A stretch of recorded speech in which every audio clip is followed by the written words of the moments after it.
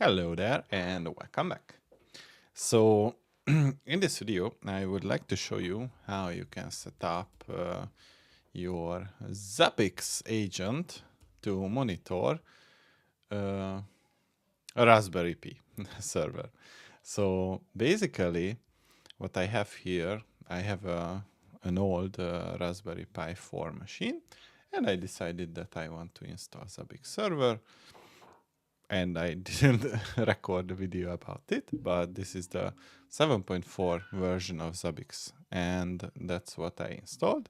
And I want to add my Kubernetes machines or Kubernetes cluster for monitoring, and I want to show you the process.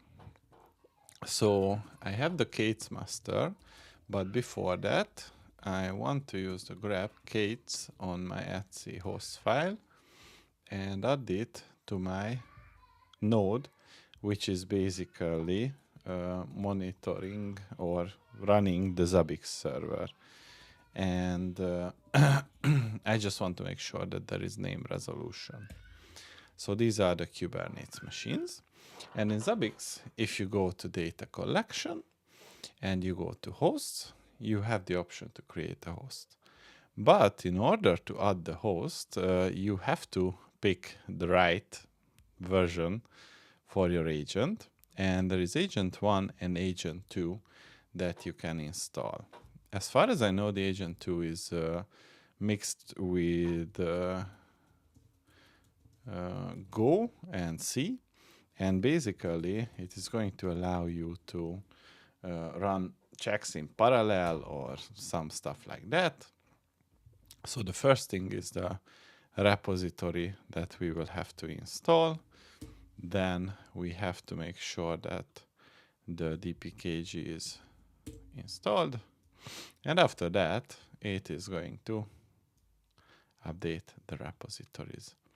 Once we are done with this, we have to install the Zabbix agent 2. And it depends on libsSL1, but it's not installed. And safety.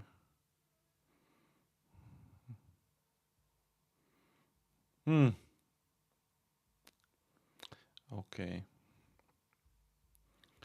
So maybe the agent we can install, not the agent 2. No. So let's see. Agent 2. Let's see what Gemini has to say about this. It's interesting because on the Pi 4 and the old ones, it's working. Add the bullseye secure source. Well, let's give it a try. And then we update and install it. So I have built a physical Kubernetes cluster, and my plan this year is to basically make sure that I pass the certified Kubernetes. It's installed. The Kubernetes admin and the Kubernetes developer exams. It's a goal for me this year. So once the agent is installed, we have to restart it and enable it. Where is the combination? That was the right one. System ctl enable Zabbix agent 2. Agent 2. Good. Now we have a little bit of configuration that we have to do with the Zabbix agent configuration file. And here we have to tell the agent what is the server that we plan to use.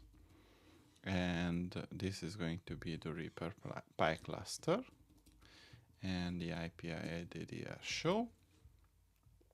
And I'm gonna need this IP address And I also need to modify the server active. This is going to be the node which is actively partaking in the monitoring, and I need to say that this is a Kate's master. And then systemctl restart Zabbix agent 2. So now the agent is installed and we can create the host. So the host is going to be Kate's master, and the template is going to be the Linux server, Linux by Zabbix agent, and the host groups is going to be Linux. Oh, hold on. Let's call this Kubernetes. And it is going to be a new one. We have to add the agent interface, and the IP address of the agent is going to be this one, because that's way our Zabbix server can reach it. And it's gonna be Kate's master, and it is supposed to listen on the port 10,050.